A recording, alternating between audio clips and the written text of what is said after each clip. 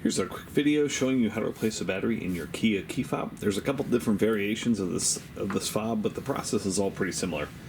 For all these fobs, you're going to need one replacement battery. This takes a 2032, and you can get these off Amazon. I've put a link below in the description. I'll take it straight there.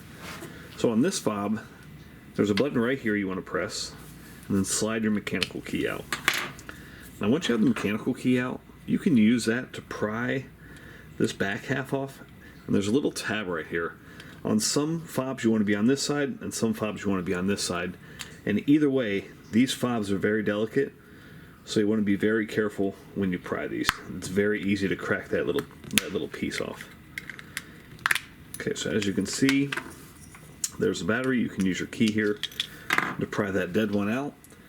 Place your new one positive side facing downward, just like that. Clip these two halves back together. Go ahead and test it. Make sure your red light's working. Put your key back in, and you're all set. There's no need to reprogram. Hope that video was helpful. Make sure you hit the thumbs up button.